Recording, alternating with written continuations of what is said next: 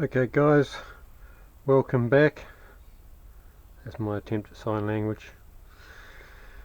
So part 2, alternators, regulator rectifier unit. So quick recap. Over on the crank here we've got our magnet. So it can be a permanent magnet alternator or an electromagnet. In this case it's an electromagnet. So that's our rotating magnetic field, which sits within our stator housing. So lines of flux induced by our DC current attached via our slip rings.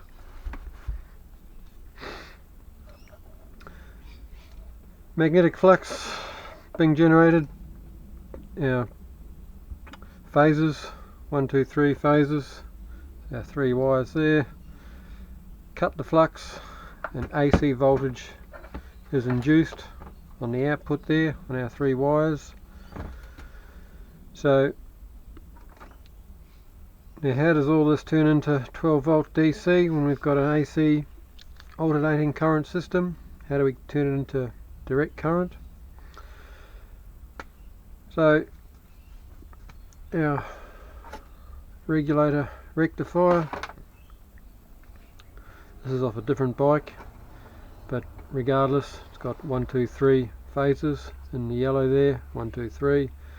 It doesn't matter which way these go round, it's still going to generate the AC sine wave. It'll just be a slight shift, but it's not going to make any difference to us for the sake of what we're doing. The other 2 wires there are our DC into our rotor. This has got 6 pins, this has only got 5. This bike would have had, the earth would have been earthed internally, so these 2 don't go together, but on this particular one, if it did go together, it would be earthed internally to the bike frame. The other thing to watch with these is just make sure these are your 2 graphite pins here. That's what takes your DC feed to your rotor. So just make sure that they're in good nick. You know, plenty of spring. They're spring loaded there. They're not too worn. So how does this get turned into DC? So within our magic box here we have what's known as a bridge rectifier. That consists of diodes. I don't know if you can see that, but that's a diode. So they pass current in one direction, block current in the other direction. The symbol for a diode is an arrow, so that's the direction that it passes the current, and then a little wee wall the other way, so hence it only passes current one way, not the other way. So within our regulator rectifier we have something to the effect of this.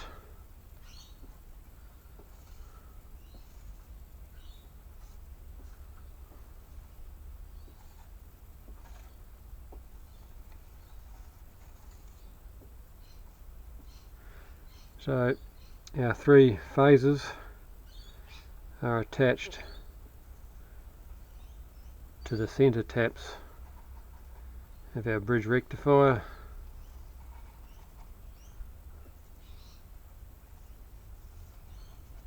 Like so.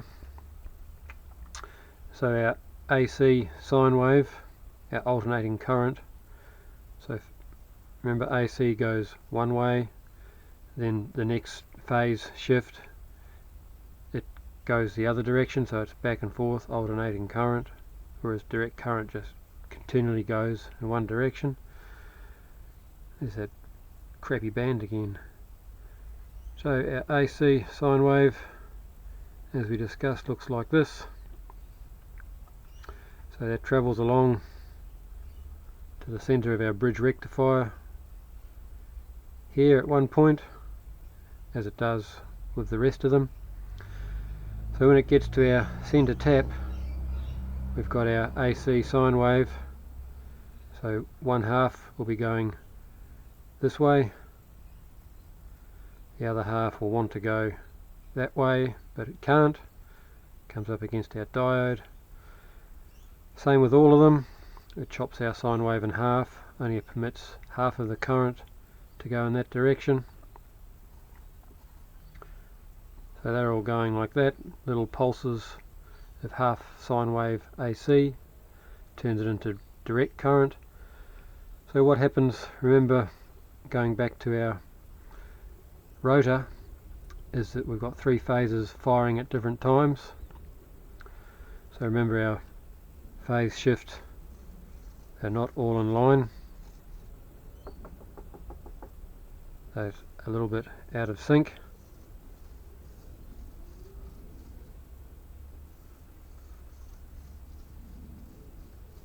So hence our three half sine waves, if you look at that, then end up something like that. So that is in fact pulsing DC, it's not smooth DC, but our motorcycle doesn't care. So the other half, well, that goes out to our battery and our motorcycle electrics to run our bike. So with our electrons, they're going out to do their work. When they come back via these diodes and then back via the other half of the sine wave to our centre taps, to our three alternator phases. So that is AC alternating current through our rectifying circuit being turned into pulsing DC, which is what our motorcycle likes. So the question is, well, let's not go to questions yet. So we've got 12 volts is our, well, it's actually probably more like 13.5, something like that, because that's our charging circuit, charges our battery. But when we're running our motorcycle at full revs, we're burning down the straight, we may be putting out 15 volts, well that's going to cook our battery, so that's too much. So we've got another part of the circuit which is made up of either transistors or Xenia diodes, but we're just going to call it a voltage gate, keep things simple. So we can't test any of this, it's all enclosed, but we'll go through it, we know how it works. Our voltage gate is connected to a resistor. Now resistors are rated in watts, watts being energy consumed.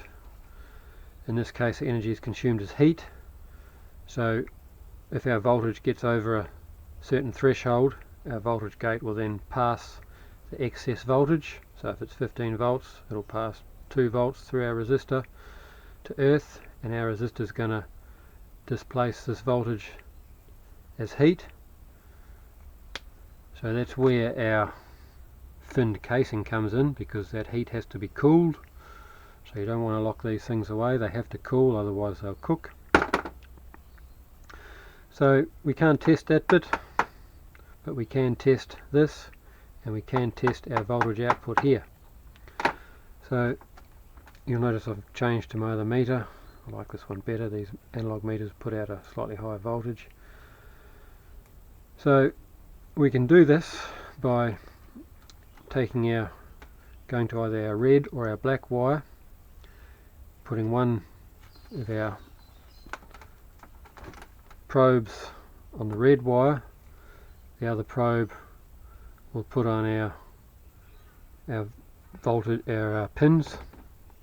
So our pins are over here. So in fact we'll do it on this.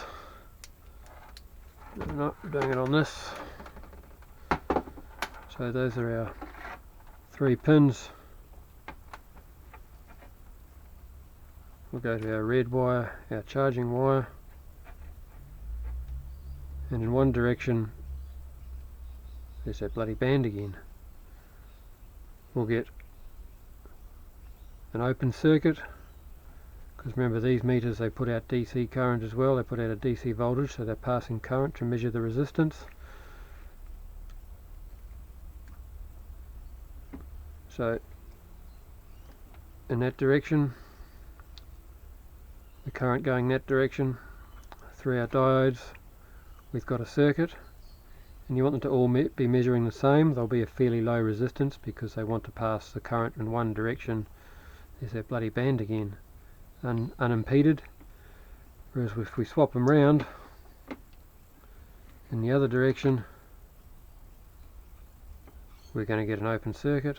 So basically we want a short circuit in one direction, open circuit in another direction. Now if we go on our black wire, sorry, our green wire, then we should get the opposite.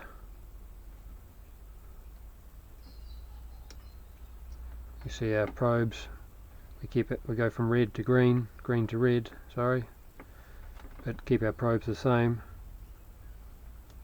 We go from no reading to a reading,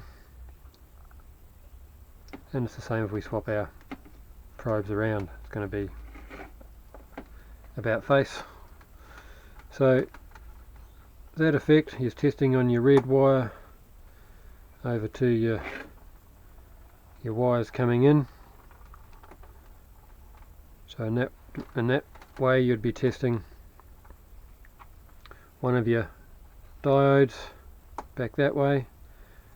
You swap it over, you're testing the same diode, but it'll be open circuit in the other way because our current is swapping round. And then you just go through the 3 pins, do the same. Then you go to the green wire, exactly the same test, swapping them round, testing all 6 diodes with on your two wires with your milliamp meter. Hope that made sense. Now, provided you've got that all sorted and that's working, then you go over to your output on your battery, go to volts. This is not a voltmeter, can't do it. Just go across your battery, run your motorcycle 3000 revs. If your voltage picks up to 13 volts, well, you're laughing. If your voltage is too high, then your voltage gate and your resistors, your voltage dissipator's buggered. Chuck your unit away, can't be fixed. If your voltage is too low, then, but you've proven these are okay, then maybe you're passing too much voltage to ground, it's not charging. So you prove those, you prove that, you're good to go. If you have a problem with those, or a problem with your voltage on your charge, throw it away, get another one. Right, I think that covers it. I'll get back to you if it doesn't. Thanks for watching.